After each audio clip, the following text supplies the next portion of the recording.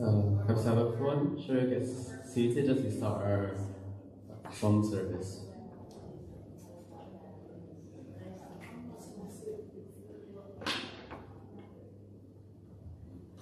For our song service, shall we sing hymn number 470, There's Sunshine in My Soul Today.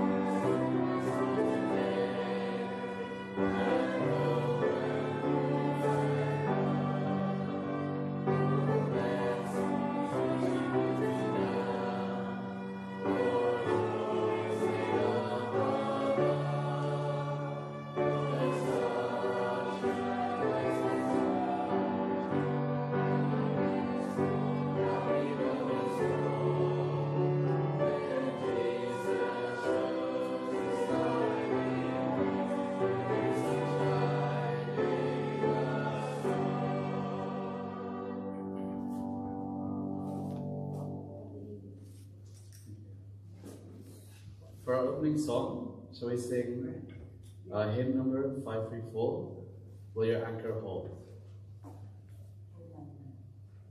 534.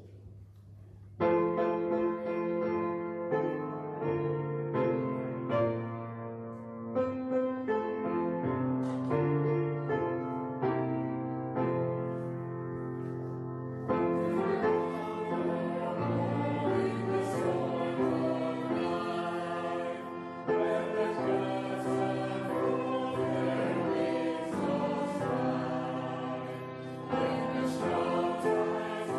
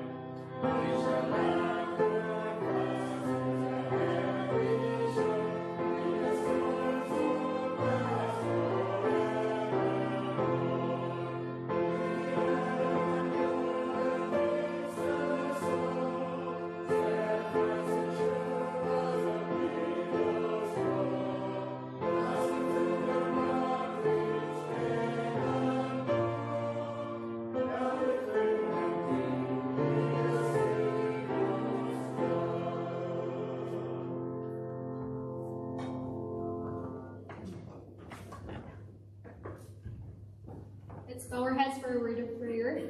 Almighty God, we would like to praise your name, and we are very thankful and grateful for this holy Sabbath day. We are thankful that it's one Sabbath closer to your coming, and we are thankful to be all here praising your name and lifting up your name. We pray for each participants that will be rendering their parts this morning. We also pray for our brethren who's on their way, and for our brethren who's currently at home, probably in their sick bed. And we pray that may you touch them with your healing hands, so that, Lord, in this soon time, we will be all here together, singing songs of praises and lifting up your name in praise and worship. And we pray and ask all these things in the mighty name of Jesus. Amen.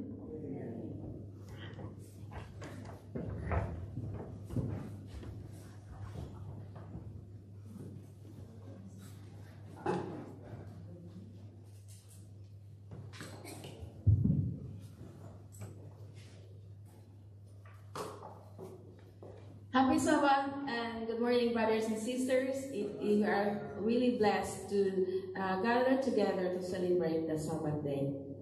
I have a special program this morning. It is entitled Lessons for Life.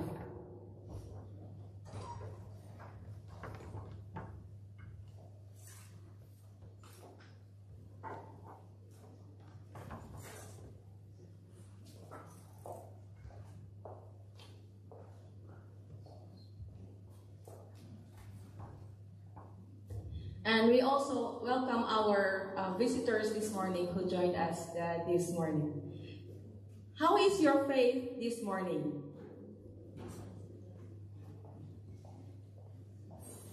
How is your faith this morning?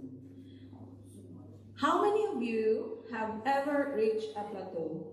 You could do another lap in the pool, the bathroom scales were stuck, the rungs on the ladder had ended, or perhaps your situation is unique. Yet you admit that frustration is rather low on the totem pole of challenges that people face in this world. Let's remember our own lack of progress when we are given a divine appointment to nurture and lend a hand to others who are stuck, locked in, challenged, and harassed by Satan. Our program today encourages you in this area. Before I go on, let me introduce our participants this Sabbath. The one who led us in our song service and our opening song is Brother Bryce, accompanied by our violinist sister Aika, Brother Caleb, Brother Ethan and Seth, and Sister Nori. And for our opening prayer earlier was Sister Kendra. And after my special feature, we'll be having our lesson study to be led by a group. Afterwards, video presentation of our mission story this week, closing song and closing prayer by myself. Ellen White began her little book entitled Steps to Christ with this simple yet profound line: nature and revelation alike testify of God's love. What does this statement mean to you? It's interesting that the word revelation is derived from the Latin word revelare, which means to take away a covering, to uncover or unveil something that is hidden, or to be made known that which was once a secret. The meaning fits God's interaction with us so well because God in some ways covered or hidden from us. You can't look up in the sky and see God sitting up there on his throne, although you know he is there. Years ago, when some Soviet cosmonauts were orbiting the Earth, they joked about how they looked out into space but didn't see God. Theologians like to talk about two kinds of revelation: general or natural revelation and special revelation. General revelation is universal and accessible to all humans everywhere. By this means, God reveals to people what he is like. For example, through the beauty and harmony of the natural world. What in nature speaks most clearly to you? I would like to have three guests that will personally discuss with them how God revealed himself through them by nature. Our first guest is Sister Florabel.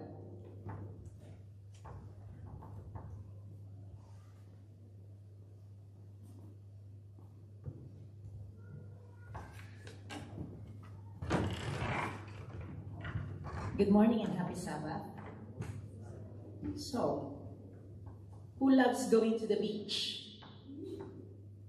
Yes, I know my kids are definitely a fan of the beach. Whenever they see water, sea waves, they run to it. Aside from enjoying swimming and enjoying the waves, walking with waves splashing on your feet, they also love collecting seashells. Yes. Do you love collecting seashells as well? If you look at the seashells, they all look different, but they are still beautiful, isn't it? Sometimes when you pick up seashells in the shore, by the shore, some are broken, some cut in half, but still they look beautiful. But the thing is, they also look different. And that reminds me of how God has created each one of us. We are all different. We all have our flaws and imperfections, but I always think that even though we have our flaws and imperfections, God still looks at us and God still sees the beauty in each of us. So that's one lesson that we can learn and see from the seashells. Another thing, aside from the uniqueness and the beauty of seashells, the importance of the seashell before it's washed away the shore, what is it? It's a home for the sea creatures, isn't it? Looking at the seashell, picking up a seashell, you know that this has been a home, a protection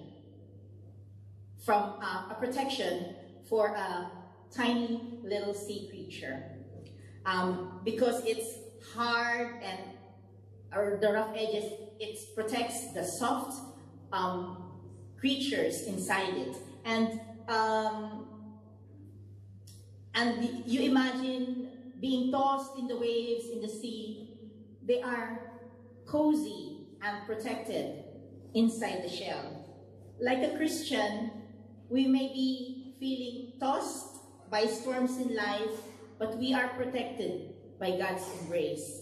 I remember when we went to Turkey, it was Vernon's first time driving a car. When we arrived there, our flight was delayed, so we arrived there evening. It was already dark.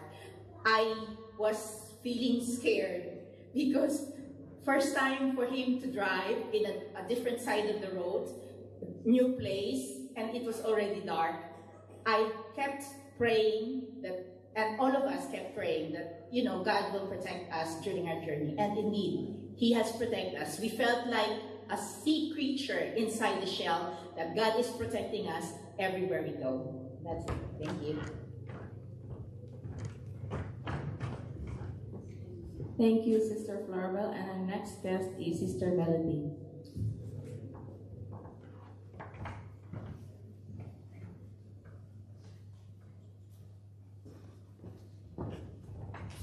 Morning and happy Sabbath. I was requested by Sister Grace to give you an experience about how God manifested Himself in flowers, through flowers. So flowers actually make a big part in my family, in our lives. That's the first thing that Brother Nep gave me, flowers. You know, in the Philippines, they have this rose that you can wrap in a transparent paper. But then he didn't give me that. He gave me a whole bunch because they have a flower shop. And then whenever the kids would have their dedication in the church, he would make this. You know, remember the flower arrangement that he made here with different fruits? He would make a special one like that. And you know, until last night, he brought some flowers, some roses. But I was counting the roses this morning. It's only 11. I don't know what happened on the 12th. But it's not here, it's not later.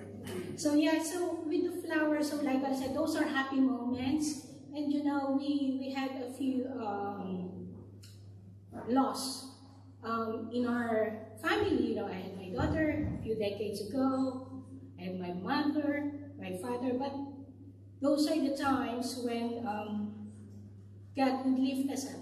So He's with us with the celebration, and He's with us when we're down because we've lost our family members. So let me read from the hymn, In the Garden. I come to the garden alone, while the dew is still on the roses, and the voice I hear, falling on my ear, the Son of God discloses, and He walks with me, and He talks with me, and He tells me I am His own. And the joy we share as we tarry there, none other has ever known. He speaks, and the sound of His voice is so sweet, the birds have hushed their singing, and the melody that He gave to me within my heart is ringing. I'd stay in the garden with Him, though the night around me be falling, but He bids me go through the voice of woe. His voice to me is calling. So in the Bible, flowers represent love, faith, and hope. And all through this, God is with us. And let me read from Psalms 145, verse 18, that the Lord is near to all who call on Him, to all who call on Him in truth. Thank you. Thank you, Sister Melody. And our next guest is Sister Dovi.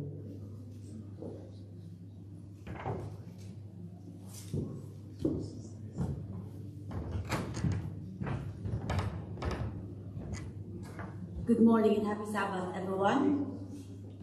So, Sister Grace asked me to talk about the leaves. I remember our theme in our church retreat, Seasons of Life. As you can see in the picture, the colors changes as you know, as the times change, the seasons change. So, the same with our life. Life is like a cycle. We were kids, we were born, then become kids, then become young adult, then become adult. So every stages of life, we encounter different problems. We learn through stages, and we move on. We can't be stuck in one stage. I remember when Sister Grace told me about this, I saw the picture because we have a picture of our kids in our room. This was just taken probably a few years ago, probably 5 years, and they were still tiny. It's like blast in the past. Now they're taller than me. I'm the smallest in the family. So I always told my children to listen to their adults, because adults have a lot of experience in their lives, probably 50-30 years of experience. They can learn something from it, you know, because whatever we've learned in the past through stages of our lives, that will mold us, our decisions in life, what we are at the moment, what we are now. It's because of what we experienced and what we learned, what we taught by our parents, by our elders in our church. So I will just read here. The life cycle of a leaf teaches us many things about the order of life. One of the many lessons perhaps is its impermanence, going through its seasons, finding beauty and purpose in each stage, eventually leading to what some will only see as the end instead of the beginning of something new. So some people defy aging. You know, they had plastic surgery to make themselves beautiful, but sometimes it goes wrong. For me, I would like to grow gracefully, like Sister Nori. She still looks fabulous. And what I learned from these stages of life of the leaf is, you know, how to grow spiritually. We can't be stagnant as a baby. We have to We have to feed ourselves with Word of God, and we have to learn so we can so we can grow spiritually, and we can serve the Lord faithfully. That's it. Thank you.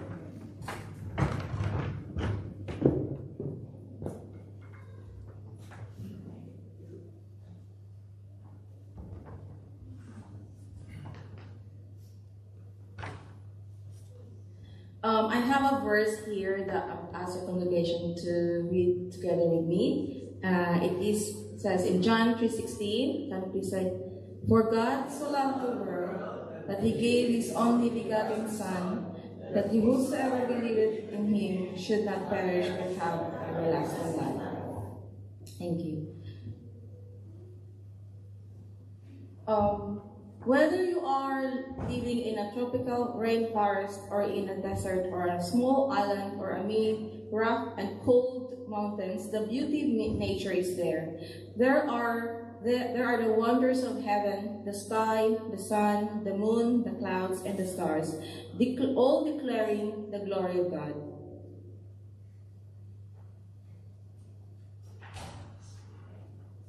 Someone might be able to look out in nature and believe that there is a loving God, but nothing in nature tells me that this God sent his only Son to die for my sins. I'm going to read you another story, but I'm going to ask the congregation if they can identify. Oh, sorry, I just pressed it. I was going to ask, who is that person? No, the name is already there. I was going to surprise you. So as you can see, that is William Miller. So let me tell you a story about him. When William Miller was about 62 years old, he was described as being of a medium height and a little overweight, with kind blue eyes, light auburn hair, and a strong speaking voice and a distinct pronunciation. In addition, his head shook as though he had the palsy.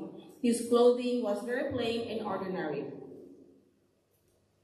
Think of how you would receive William Miller, a stranger to you, if he came to our church and introduced himself as the guest speaker for the program that was very important to you.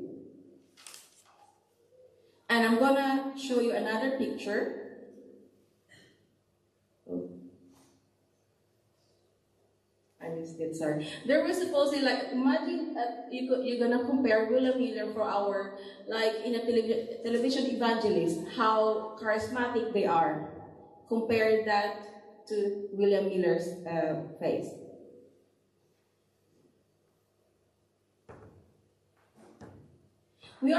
I'm going to ask you who you're going to silently consider, whom you would be most liable to welcome, and whose counsel you'll be most likely to accept.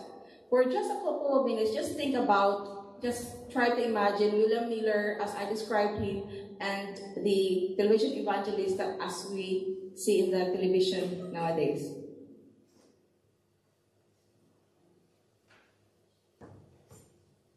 Please silently do your own self-check and for style prejudice, perhaps gender prejudice, or perhaps age, or perhaps petty prejudice. Timothy Cole, a pastor in Lowell, Massachusetts, had heard of William Miller's wonderful work and the outstanding results. Although he had never met William Miller, he invited him to come and preach his church. He went in person to the train depot to meet this man. He had heard that William Miller wore a camel cloak and a white hat. Now just imagine Timothy Cole as he stood there on the platform, closely inspecting everyone who got off the train and not seeing anyone who fit his image of Miller. Finally, the last person lumbered off the train, a shaking old man wearing a white hat and a camel cloak. No, this can't be William Miller, Timothy Cole thought. And I imagine that he had to restrain himself from shouting those words, hoping that it would not be true. He asked, "Are you William Miller?" Upon receiving an affirmative nod, Cole sighed and said, "Well, follow me." As he walked on ahead, leaving William Miller to keep up as best as he could, Cole was embarrassed that he had invited a man of Miller's appearance to speak in his church. His thoughts undoubtedly ran in this direction. Surely this man could know nothing of the Bible. Surely his lecture would be his own fantasies. They must have had some kind light of supper. Cole appeared to be kicking himself for having to deal with what he was sure was a mistake. William Miller, suddenly having been shown that he was unwelcome, probably tried doubly hard to control his shaking hands and not spill his food and drink. After the meal, Timothy Cole announced, "I suppose it's about time to go to the church." Again, he raced ahead, leaving William Miller to bring up the rear. He showed his guest speaker to the platform and, without introducing him, took a seat with the congregation. Miller was on his own before a strange congregation with no support from the minister who had invited him. William Miller read a hymn. After it was sung, he prayed and read another hymn, which was also a song. He felt uncomfortable at being left on the platform alone, but he went ahead and read his text, looking for that blessed hope and the glorious appearing of the great God and our Savior Jesus Christ. After he launched into his sermon, forgetting all the pleasantness as he warmed his topic, he spoke with authority, providing all his points from the scriptures. Timothy Cole listened for about 15 minutes. Seeing that nothing was presented except the occasion, the Word of God and the Scriptures were opened in a manner that did honor to the occasion, he took his seat on the platform. We can hope that Timothy Cole made the proper apologies to William Miller for the callous way he had treated him. Apparently, William Miller accepted the apologies, for he was a true Christian gentleman as he did return to preach at Timothy Cole's church in the summer. This entire story is a true account of an experience by one of our Adventist heritage figures. It is recorded in Sylvester Bliss in his book, Memoir of William Miller. This is an interesting story because it leads us to think about how Christians relate to people inside and outside our church. Thank you everyone for participating in our Sabbath School program today. Now we are going to do a separate group for our lesson study and for the youth and children.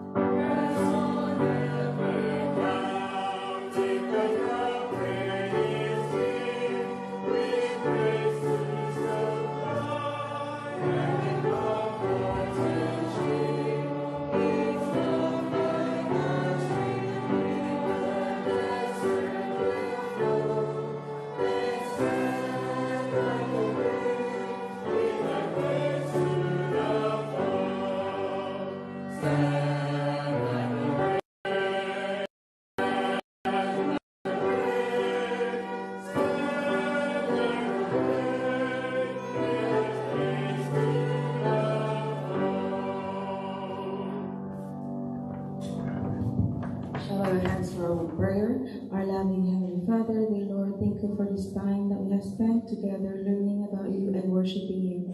May you bless us as we continue our divine service. Help us be with us, Lord, and may our speakers may also be with him. For the just name of the Lord, we pray. Amen.